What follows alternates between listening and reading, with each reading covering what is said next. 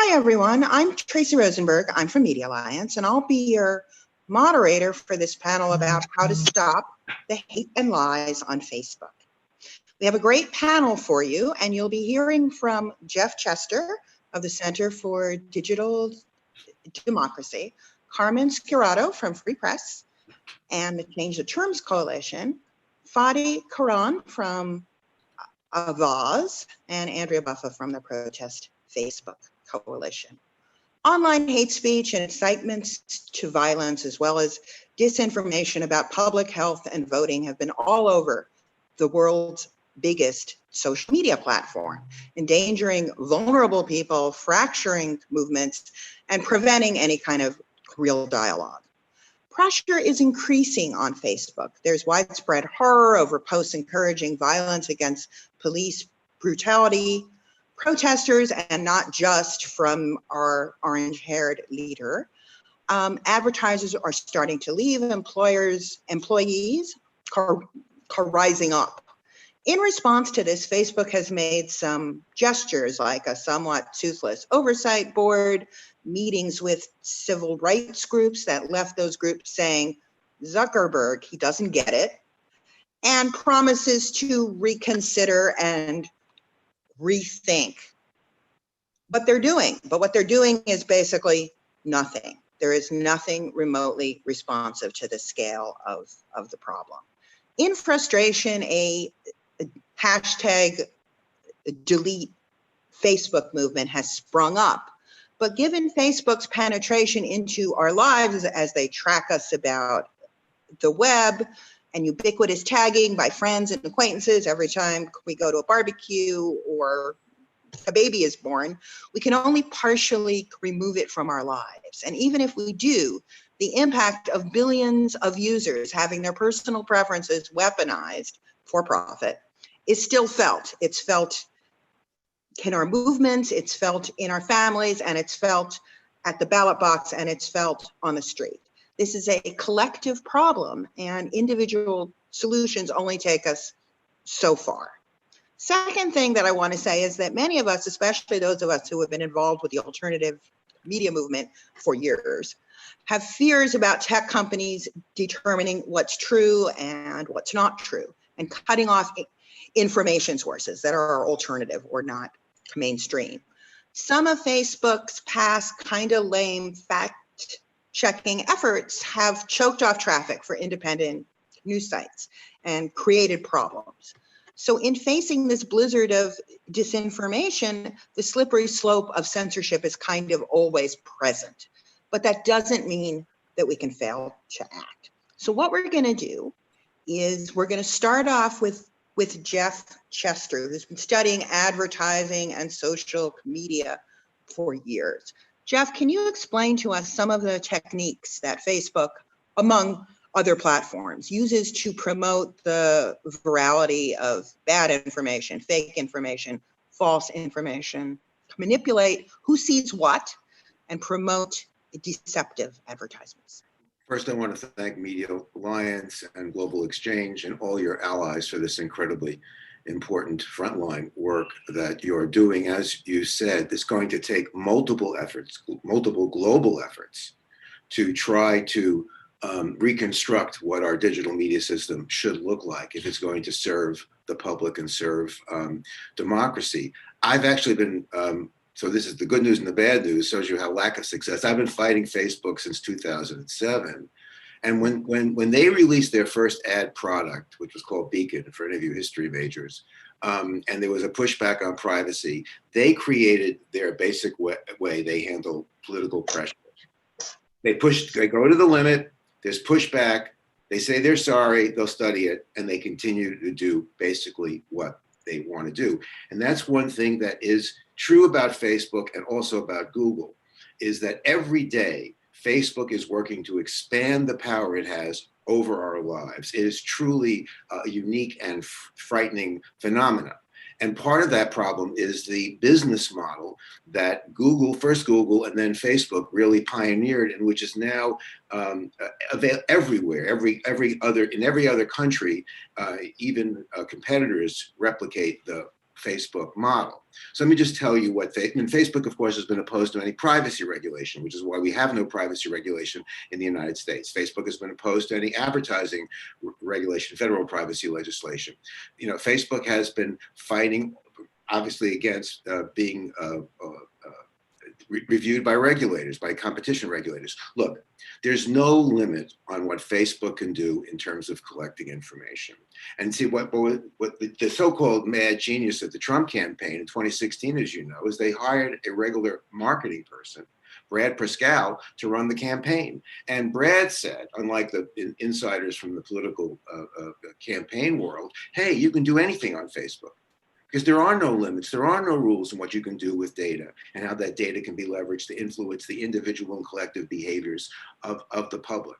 And that's what Pascal did, and that's what they're doing every day now on Facebook. And if you go to the Facebook ad library, which I'm sure you're all have been doing, and you look at the Trump campaign, you will see the kind of unique testing it is doing to really hone in and send these manipulative and very harmful messages to very targeted groups and to kind of hone all that. So look, there's just very quickly, in terms of answering your questions, there's no limits in how Facebook can collect and use cross-device data. They have your mobile phone data, they have your gaming data, they have your app data, they have your platform data. They have all your geolocation. They can use that data in any way, which they do to create that targeting profile. And they analyze that. There's no limits in what kind of an analysis they can do. What are your fears? What are your worries? What are your concerns? What are your interests? All that information is continually collected and analyzed to deliver what they call actionable insights. There's no limits on all the techniques they can use to create advertising and marketing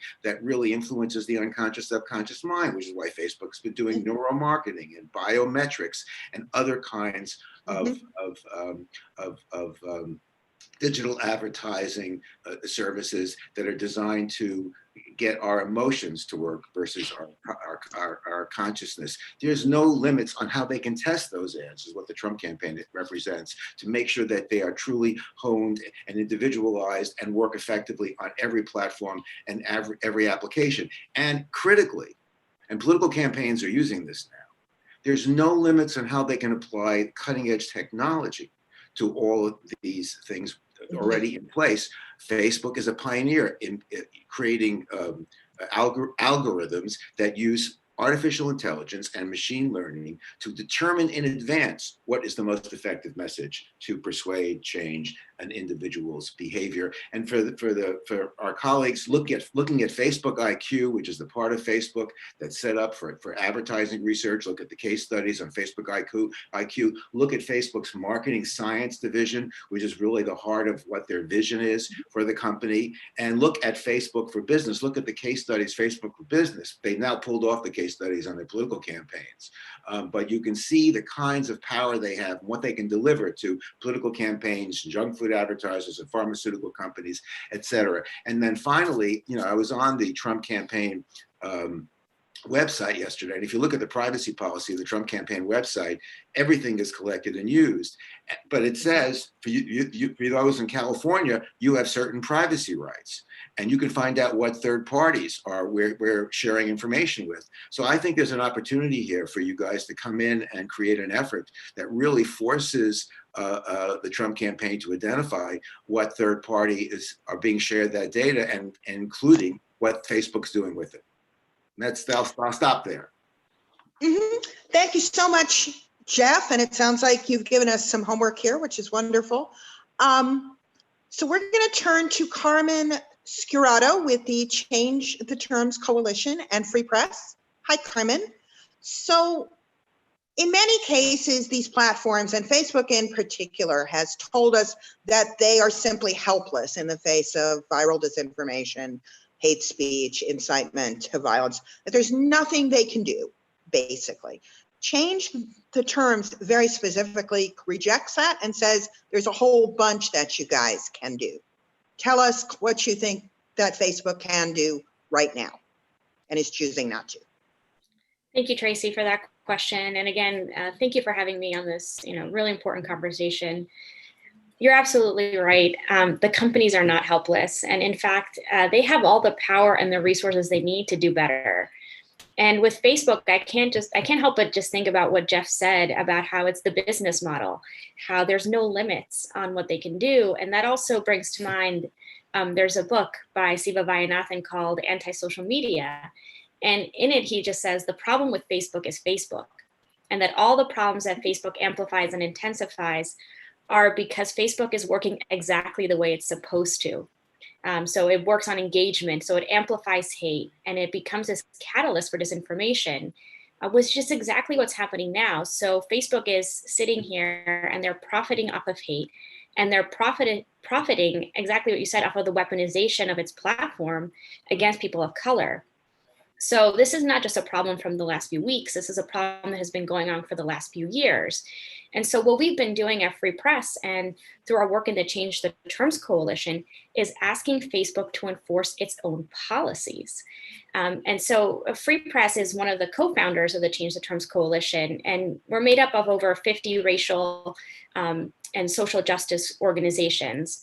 We launched this effort over a year and a half ago in October of 2018 with a set of model terms of service and corporate policies that these online platforms like Facebook can use that are designed to curb hate online. And there are several recommendations that you can find. They're all on the changetheterms.org website. Some examples include just equitable enforcement of their policies, greater transparency, and we also ask them for better training and better resources for content moderators. So this coalition, it was really brought together because what we saw and what we continue to see is that white supremacists are manipulating these platforms. They're using these platforms to amplify hate. They're using them to organize, to fundraise. And this normalizes the racism, sexism, bigotry, and xenophobia that they spew out. And this needs to stop. So as long, these are longstanding problems. And, what's been happening these last few weeks clearly shows you that Facebook's leadership is just on the wrong side of history. Tracy, I think you just said it at the beginning, like Zuck just doesn't get it, right? Yes. And we've seen Facebook employees stage virtual walkouts. And just a couple of days ago, some Facebook content moderators posted this open letter on Medium to Mark Zuckerberg, just urging him to reconsider his content moderation decisions. They're on the front lines and they're saying, this doesn't seem right. We understand these policies. But in fact, Zuckerberg, he doubled down in a recent blog post, and he just said, we're going to uphold the right of free expression, just clearly not understanding this country's history and how free speech has never really been free for people of color. So really, I do want to answer your question, which is what can Facebook do right now? And I really think that on a very basic level, they should just apply their community standards to the president and to other politicians. They should take down content that glorifies violence, and they should take down content that leads to voter suppression. They really need to truly commit to removing dangerous hate and disinformation from their platform. And it's because these things are really putting the lives of people in our country in very serious and real danger. Okay, thank you so much, Carmen. We're going to move on to Fadi Karan, who is the campaigns director at Avaaz. Fadi, Avaaz has made efforts to, as you call it, correct the record, which is I guess has been a process of sort of monitoring disinformation and basically going through a labeling process. Have you seen positive results from doing that?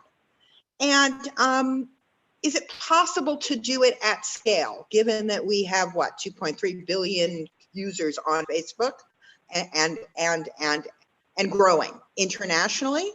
Do you think that sort of correcting the record is a model that can really tackle viral disinformation? And if so, why and how?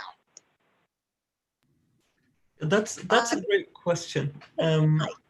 Hey, thank you for having me on the call. And that's a very important question. And I want to say a little bit about how we got to that solution. So Avaaz is an online kind of global civic movement with 62 million subscribers. And I don't want to be campaigning against Facebook, largely because there are more important issues, climate change, human rights, gender equality. There's so many issues that are important to the world today. And yet the way we function is democratic. So we ask our members, what are the key issues you want us to campaign around?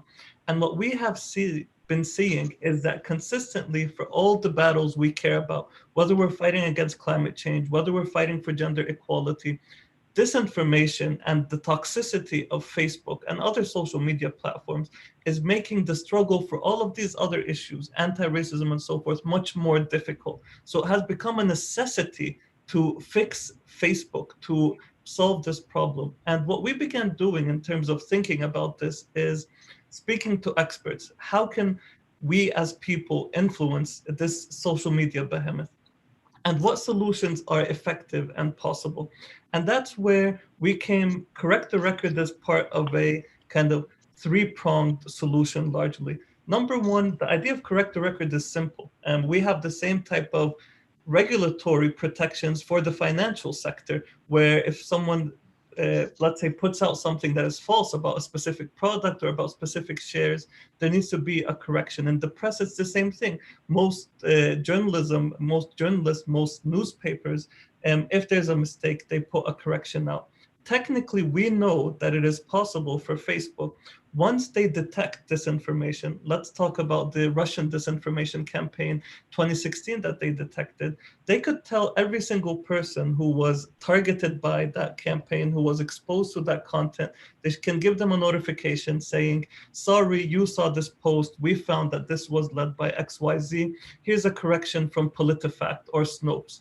And doing that, and independent studies run at, from MIT and a study run by professors at George Washington University and others, it shows that simply showing users these corrections, these fact checks, can decrease the amount of people that believe misinformation by up to 50%, maybe more.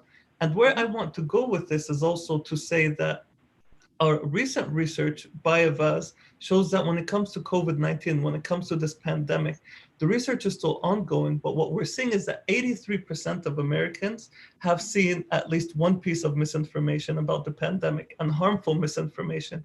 And where have they seen the majority of this? On Facebook. And so consequently, and then we ask, well, Facebook has done this huge PR push about its policies to fight the pandemic and so forth. But what we find is very few people have seen corrections to this harmful misinformation. But correcting the record is an important and urgent first step that Facebook can do today, that we know from working and speaking with Facebook that it is possible, it is scalable. It's not about correcting the record, is not about correcting what your crazy uncle posts on Facebook that has 3 likes. It's about a lot of viral misinformation content that reaches thousands of people that is flagged by fact checkers and fact check. They could respond to that. But again, that's one part. The other thing they need to do is connected to what other speakers have said, which is detoxing their algorithm. The algorithm today is designed essentially to pull people's data, to monetize people's data, to keep people online. That's why it's stoking outrage. It learns to do that essentially, and it can be redesigned to be more humane. It can be redesigned to provide more healthy content instead of abusive content. And the platform can also fix that if they choose to do so. The platform won't do neither, and I think we can go into more detail in this conversation. It won't do neither without pressure and likely without the regulation, and that's where our role comes in. Absolutely. Okay, so I see some questions piling up in the chat, and we will be getting to them shortly, but we have one more panelist. Andrea Buffa is with the Protest Facebook Coalition, which is a local coalition, a partnership between Global Exchange and Media Alliance, which has been trying to sort of challenge Facebook right here at home in the Bay Area. So Andrea, what does the Protest Facebook Coalition propose doing in Facebook's backyard to create pressure for change? We're right here, they're right here. We are their users, we are their product. What can we really do to sort of change the sort of what seems to be kind of a current stalemate right now? We know what the problem is and they're not responding. How do we change that? Well, first I want to say that this seems like forever ago, but last October, Mark Zuckerberg made an announcement that advertisements by political campaigns and politicians were going to be exempt from Facebook's community standards and from their fact checking, which meant there would be freedom to lie and spread hate and misinformation on Facebook by advertisements by politicians and political campaigns. So it seems like forever ago that people were totally outraged about that, because there are so many things to be outraged about since then. But that sparked a bunch of fed up Facebook users, I'm one of them, to join together with human rights organizations and pro-democracy organizations and corporate campaigners based in the San Francisco Bay Area, because we said, Facebook is in our backyard. The headquarters is in Menlo Park. And lots of us have experience with corporate campaigns, and we thought, you know, a determined group of organizations and people can put a lot of pressure on a campaign.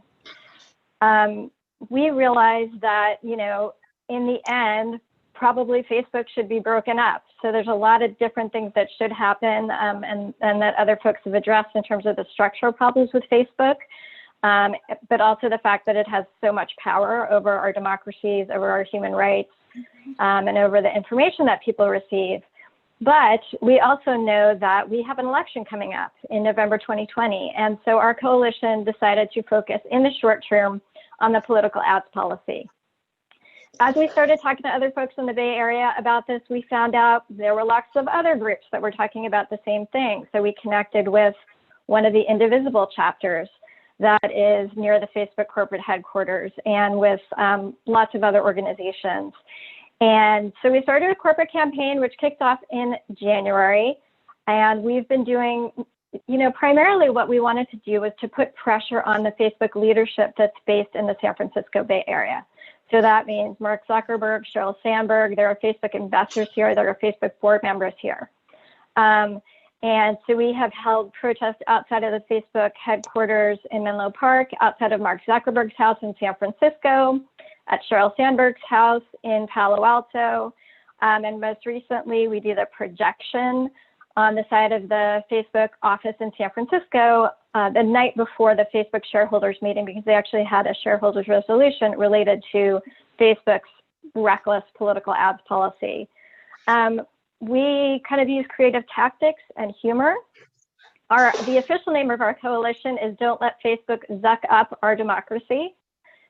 Our protest at Mark Zuckerberg's house was called Wake the Zuck Up. And, you know, that kind of is in line with our tactics, which of course have had to be modified because of the COVID-19 pandemic, because street heat looks different these days.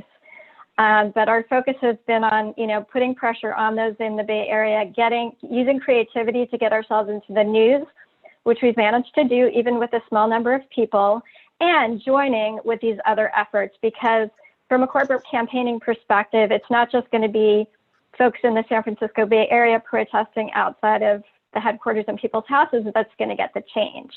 We need to use all of these different tactics together. So we have supported national organizations like MoveOn.org and People for the American Way that have been doing work on Facebook issues. We've joined with Free Press and with Some of Us on some of our protests.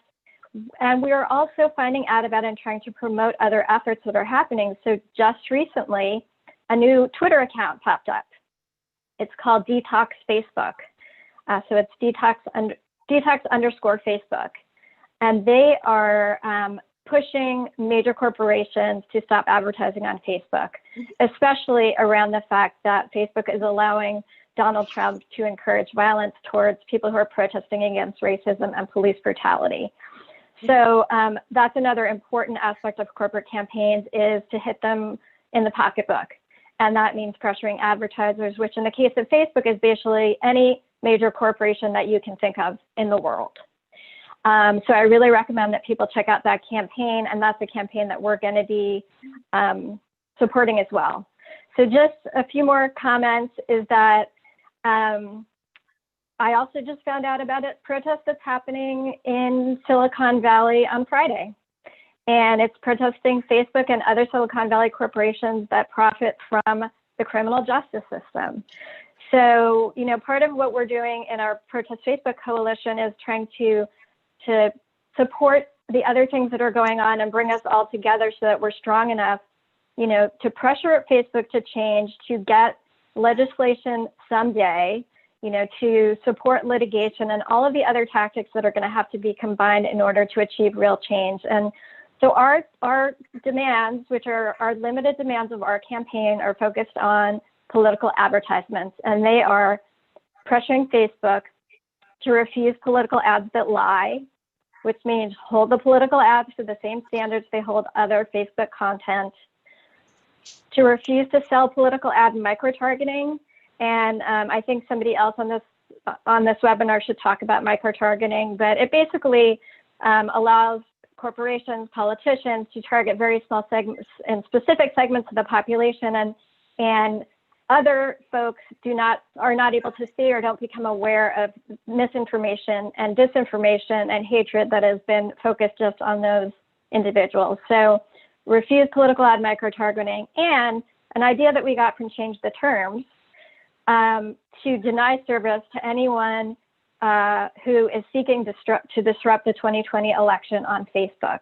So the Change the Terms is broader about basically denying service to people that are trying to, you know, foment violence and hatred. And well, Carmen can speak to the specifics of that.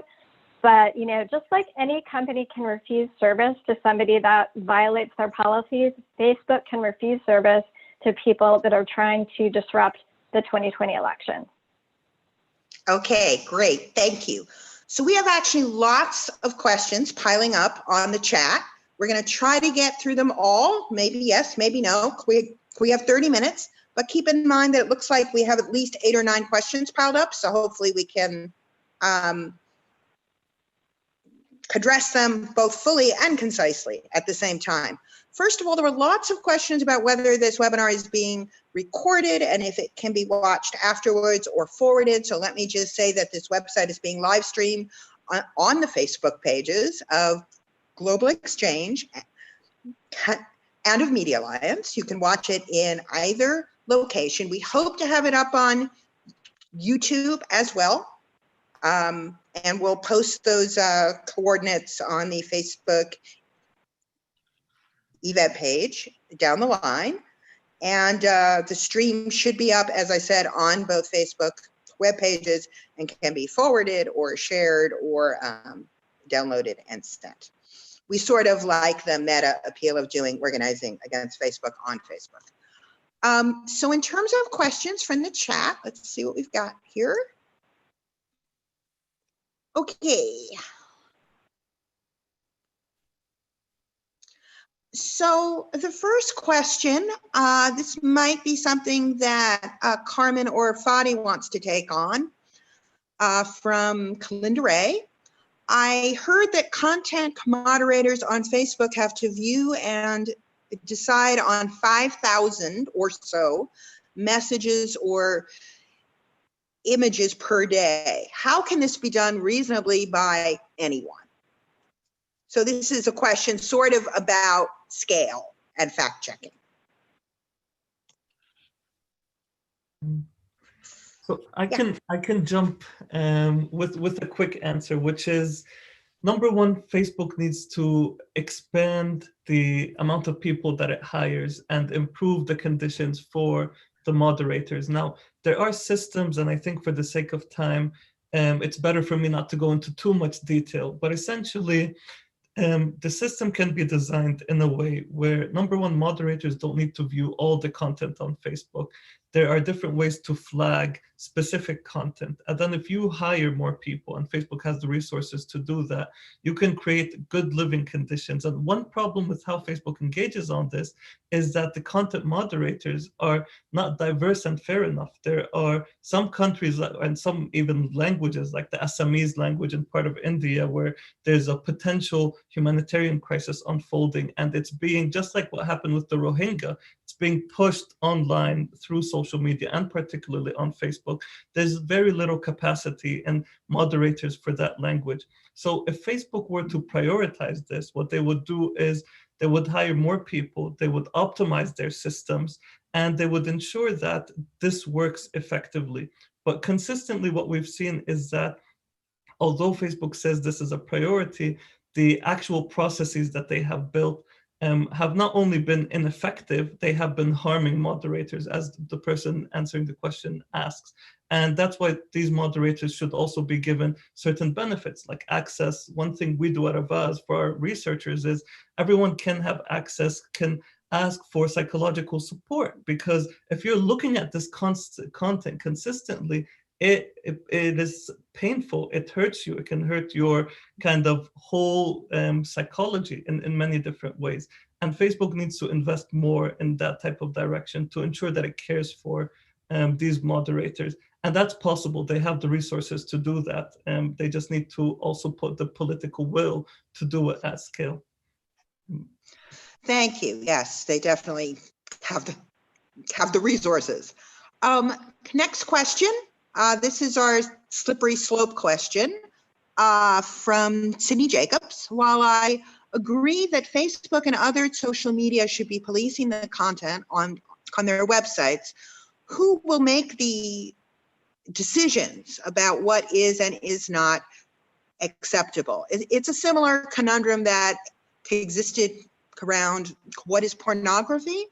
In other words, the answer being, you know it when you see it. So please discuss sort of who the hate speech and disinformation police should be, and how we identify, again, what is and is not acceptable. Who wants to take that? I'll take it. Okay. Yeah, so, it's a great question. I will say that Facebook has a very, very extensive hate speech policy. So it has a good policy. Now, a policy is very different than the way it is enforcing that policy, and whether it enforces that policy equitably across all of its users. So I think that is, that's been one of the focus of the Change the Terms Coalition. And one of our recommendations is that we need to really take a look at how things are being enforced. And that's where we're asking for transparency reports, because we need to understand how Facebook is doing this, how they're actually applying their policies. And then we can see, well, are they making the right decisions? Are they, are people being impacted in a different way because of the color of their skin? Because, and it's really interesting because we have seen, Black activists getting their content taken down, where white supremacists get their content left up. So why is that? And I think we need to dig deeper into, again, the enforcement of these policies. And kind of going back to what Fadi was saying, I completely agree with the content moderators and that Facebook needs to do better. And one of the recommendations we actually have is to get culturally relevant training materials, and to make those training materials available for review so that we can see, so that they can get feedback from experts on how to make this better. And so I think, when we talk about, especially Facebook, we really need to talk about how they're enforcing their policies. Yes. I think we also have to, part of that would also be regulating the advertising system, and how the advertising system is really structured to take advantage of people's emotions, and all the information that both Facebook has and Facebook's willing to give with its key advertisers, such as the Trump campaign, to take advantage of all of that. So the advertising system has a role to play here too. Mm-hmm, mm-hmm. Okay, so next question, and this is something that I know is timely right now. This is from Hillary Abramson. Can Facebook users pressure shareholders to get Zuckerberg to correct Trump lies, as Twitter did, or to do any of the things that we're talking about? And since there's an effort that's been underway to do that, maybe someone can tell us about it. Maybe Andrea, maybe Carmen, maybe Fadi. But anyway, is there a way to pressure shareholders to get Zuckerberg to straighten up and fly straight? Has it worked, or can it work? I can start. It hasn't worked yet. In fact, at the shareholders meeting, which was just a few weeks ago, all of the shareholder resolutions related to lies in political advertising, related to human rights, where the company recommended against them and the shareholders voted them down. So I think, for all of us that really want to do something, we need to talk about kind of what's most effective, right? So the shareholders are a very large group of people. So I think if folks want to target shareholders, you need to figure out which shareholders. Unfortunately, Facebook's structure is set up in a way right now that it's really hard for anybody at Facebook to hold Mark Zuckerberg accountable. He's replaced most of the board members with people who are close allies. Some board members have left recently because of their being upset about Facebook not addressing these issues, not taking them seriously enough. And so I think, the board members is a smaller group of people. So I guess it's the question of, pressuring shareholders versus another tactic. Okay, so next question is basically comparing two things. One is sort of, do we want to do content moderation type of work to sort of reduce the Facebook toxicity? Or is it really more important to attack the entire business model of Facebook and basically try to financially undermine it, I guess by way of like an advertiser's boycott? So do people think that we can basically fix Facebook and just make it nicer? Or do we really have to take the thing apart? I mean, there is a move now, which you are all a part of, and we too, to potentially break up Google and Facebook. I mean, we've never been at this point. I mean, both the Democrats and the Republicans allowed Facebook and Google to grow unfettered, in essence, giving them even the control over the electoral system. But now we have some serious proposals, and there are obviously critiques from both political parties. But there is an opportunity here. I mean, thinking about the multiple pressure points, thinking about supporting calls to, there are proposals that would say Facebook and Google are common carriers. I mean, in some ways, it sounds like an antiquated argument, but it has new resonance now. You're not going to be allowed to sell the advertising. The advertising is going to be something separate. The advertising is going to be regulated. There's an opportunity now to push some of that stuff, and also just want to say to regulate the political advertising.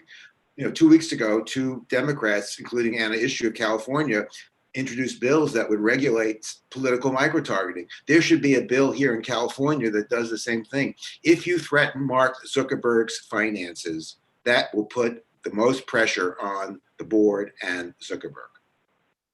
Mm-hmm, mm-hmm. The advertisers, unfortunately, need Facebook too much. Facebook boycotts in the short term, I don't think are going to work, but threatening regulation may help. So I think that the word that comes to mind is something you just said, Jeff, which is multiple. I think we need, this is a very layered problem. And so we need a multi-pronged solution. And I think it's not one or the other here. So I wouldn't say that it's just content moderation or it's just the advertising system. We really need to take like a whole, we need to look at the whole thing. And I think we need to come up with different solutions and maybe apply them all at once, because that's the only way we're going to fix it. Mm-hmm, mm-hmm. And I would add to that also, just exactly what Carmen was saying, but there are certain short-term threats that we need to deal with right now. We see the fabric of American society being torn apart by the toxic social media system. And our research shows just how much toxicity is directly due to stuff that's spreading on Facebook. And the problem is that this exact model, Facebook is built based on this kind of US specific political culture that's been growing, but it's being exported globally. So we're seeing the same problems now because of how Facebook's designed, popping up in other countries to a large extent. And this is urgent because our democracies around the world are under threat. And this requires fast action, moderation, fighting disinformation. But definitely in the long term, we need to rethink the whole social media tech industry and how it functions. They do have too much power.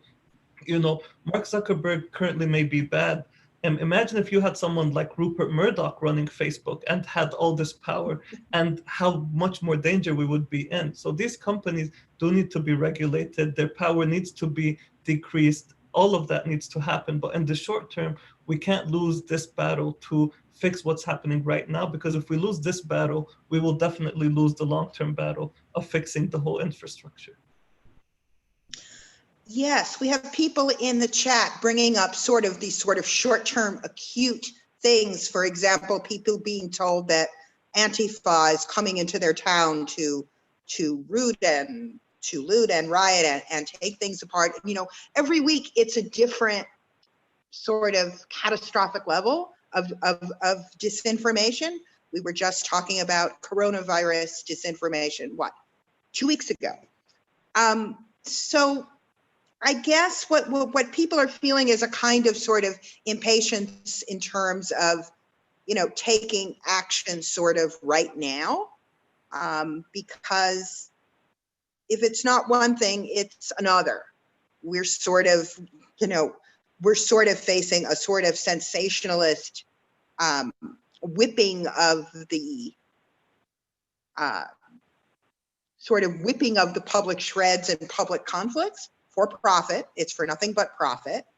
And I think the question is sort of, you know, are there actions that we can kind of take to kind of slow this down?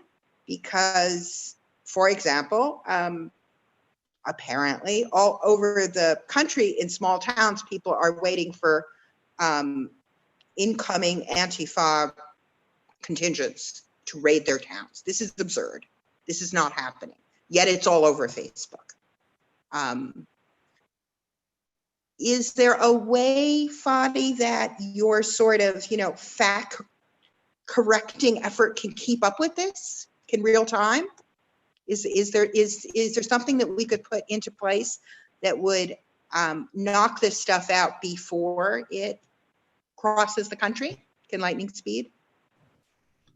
Yeah, I would say two things. The first is, I want to start with the Detox Algorithm idea. There are certain pages that do coordinated inauthentic activity to amplify this type of disinformation. We'll actually release a report tomorrow that shows some of the pages doing this. What Facebook could do today is that for pages that are found to be amplifying this very clear misinformation, let's say a page has posted 3 misinformation posts, like the Antifa story.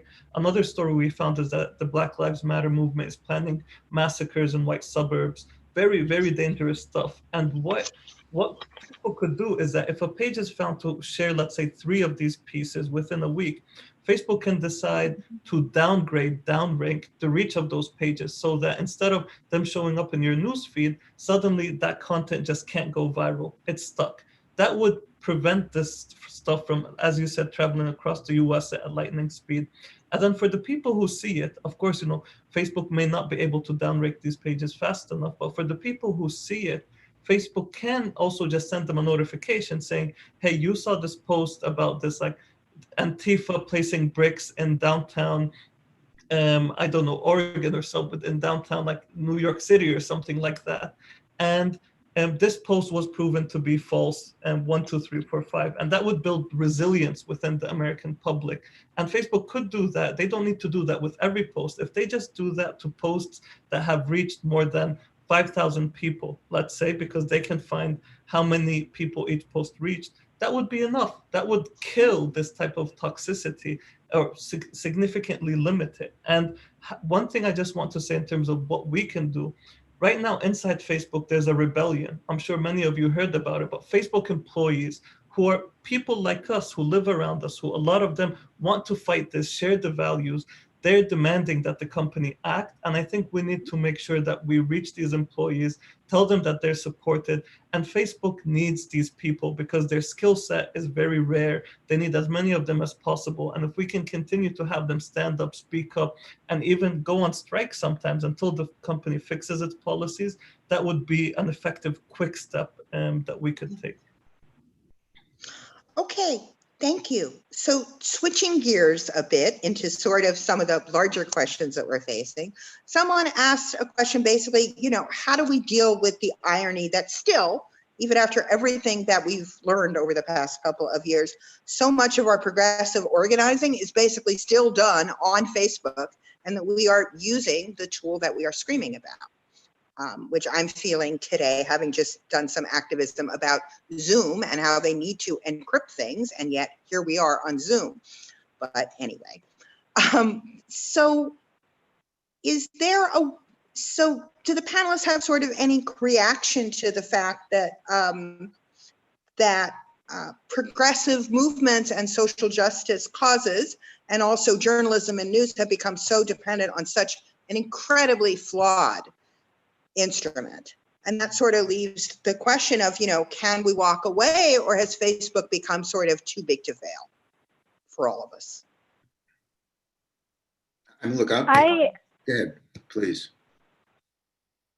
Yeah, I'm gonna, there's an article recently in Medium, and I will find it and put it into the chat, about just this question, about whether progressive organizations should stop using Facebook. There's certainly conversations about creating alternatives. There are other conversations about how we can wean ourselves off of Facebook and find new ways to reach our activists and our supporters. I think, so I kind of feel like we need to do all of that. I think that unfortunately, some of our organizations have to keep using Facebook for the moment while we build other tools and while someone creates an alternative to Facebook. And at the same time, we need to campaign to change Facebook. It reminds me of, the Delete Facebook movement reminds me of when we were doing corporate campaigns to pressure the Gap and Nike to change their labor policies, which Global Exchange was a leader on. So, you could stop wearing Gap clothes, you could stop buying Nike sneakers, but you still needed to also put pressure on the company to change its labor policies. So I feel like for individuals that feel like it was enough to delete Facebook, you need to also pressure Facebook. And that doesn't have to be on Facebook. I think you're hearing about a lot of other ways to do that. So I think deleting is not enough. And just to add one more thing, we've also seen folks that have tried to either do blackouts where people leave Facebook for, a day or 2 days, or put up, we participated in one where people put black photos as alternatives to their profile photos. But when you're talking about more than 2 billion people, it is very hard to be noticed. So those are a few thoughts. Can I add something? I mean, progressives needed to have done this 30 years ago, but the increasing availability of 5G and how the spectrum is changing and what that will mean, it's all going to be commercialized. There need to be progressive public interest and broad, generally democratic strategies to make sure that that new powerful spectrum is reserved for the uses that would allow for the kind of diversely owned and multiple business models that would allow our voices, and others potentially, but our voices to be sustained through this new digital world. It's a mistake to rely on Facebook and on YouTube, which are basically highly commercialized, and where the people with the most money will always be able to dominate. So there's an opportunity here, but somebody has to organize and seize on it, because 5G is being given out now. Mm-hmm, mm-hmm. And I just want to add something too. I mean, the technology is a tool, right? And so, and at Free Press, we believe it can be used to liberate us, or it can be used to oppress us. And so it's about how we use this tool. And just because, for example, with Facebook, Mark Zuckerberg thinks that the tool is only going to be used for good and connecting the world is a good thing, that doesn't mean that that's what's going to happen, right? So there is a lot of good that can happen on Facebook. We also have to deal with the bad. And, this is also something, at Free Press, we also do media advocacy and promote media diversity, because the media is part of this problem as well. And it creates this ecosystem with Facebook and with social media platforms. And so it is, there's a lot there. And I think there's a lot of good, and there's so many issues that we need to deal with. And I don't think they're mutually exclusive. There may not be, but Facebook and Google, and Facebook certainly, look, it's focused on mass global consumption of products and services. That's all it's about. And the question, you really cannot have a democratic platform, I think, exist on a system whose priorities and investment is strictly the maximization of profit to sell products and shape people's identity to want to buy products, whether it's voting for Trump or eating a McDonald's burger. Okay, I have one more question in the chat. I actually have several more than one, but this sort of links into what we were just talking about, and I like the questions. So we're going to take one more question before we head out here. And this is from Anonymous, and it says, as a tech worker, how can I work to dismantle the tech bro capitalist fetish of the technology sector as a world-changing deity that is without flaw? It is difficult to engage in conversation with an industry that has yet to address its own ego. And I think that very much relates to the shareholders' efforts and the meetings with kind of Zuckerberg that we talked about. But yeah, how do we engage an industry that, to say the least, just isn't getting it? Anyone? I mean, look, all I can say, I mean, there are a lot of good tactics. Regulate them. I mean, try to regulate them in as many places, in as many ways as possible. Yes, expose them, embarrass them, organize them, but regulate them. And that does include, frankly, exposing how they work with Coca-Cola and McDonald's and the Trump campaign in terms of the data uses and all that. Multiple efforts, but they're only going to pay attention to you if they feel politically threatened. And it doesn't have to be in the United States. I mean, they were threatened in the EU, and more needs to happen in the EU because of their privacy laws there. So we need to threaten them as many places as possible. So we have regulate them, fact check them, jump up and down in front of their house. We have a lot of tactics going on, and get to their advertisers.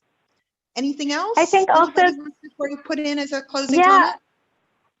Well, for this person who's a tech worker, I am not a tech worker, and you probably understand the culture of tech workers better than I do. And so you are probably better at figuring out how to influence those people. But what I can say is that there are moments when things happen and when people who are not awake start waking up.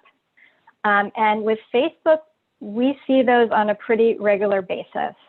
So the fact that the Facebook workers were so enraged by Donald Trump's tweet promoting violence in response to protests against racism, was one of those moments. And so I think we need to do whatever we can when those moments occur to amplify them and to support the people who are putting them out. And, for those of us, and there are many of us who know people who work at Facebook, to have conversations with them and encourage them to speak out, because they do have a lot of power. And okay. Yes, go ahead, Fadi. If I can add 2 quick points as well. The first is that definitely speak out. And also there are different ways of speaking out. We saw the recent report in the Wall Street Journal that showed that Facebook knew its platform was radicalizing people in 2018 and didn't act. Be a whistleblower. That's another way. I know the majority of people in the tech sector are well-meaning people. They see a lot of problems, and it can be scary sometimes to speak out. It can be a risk to your job, a risk to your career. But at certain moments, being a whistleblower is the best thing you can do, not just for your community and society, but also for the company. You can save the actual values that some of these companies have been built on and espousing by ensuring that certain things they're doing against those values are out in the open. And there are different ways to support you in doing that. And the second point I want to make is let's remember that this is about building a movement. Over 2,500 doctors have come together, including medical organizations that represent millions of nurses and doctors around the world, to call on the platforms to act, to prevent them from literally killing us by allowing this misinformation to spread. Victims of the Rohingya genocide have come together to pressure these platforms. Mothers, parents have come together to say that the way these platforms function, they are hurting their children. And let's remember that as we move forward, we build a movement. And I want to tell the tech worker who asked that question, you're not alone. There's a movement around you. And I've spoken to dozens and dozens of people that work in these companies that share your same values and same fears. So let's just continue building this movement, because I'm sure through that, we can shift those companies. We can either take them down or ensure that they democratize and function for the benefit of humanity. Okay, that is a great note to close on. So this is the first of a series of webinars that we hope to hold in order to continue sort of organizing against Facebook. If you would like to be on the list to get information about upcoming webinars, take a look at the chat box. There's a sign-up sheet there. We hope to have Facebook workers, Facebook advertisers, representative of the California Attorney General, a number of other sectors and constituencies join us in these upcoming calls. And we also hope to continue in one way or the other doing some actual on the street, off the computer activism around Facebook right here in their backyard. So thanks everyone. And we look forward to seeing all of you soon on the next go round. Keep protesting, and everybody stay safe in these tumultuous and powerful and emotionally draining times that we are going through. Thank you, everyone. And goodbye. Thank you.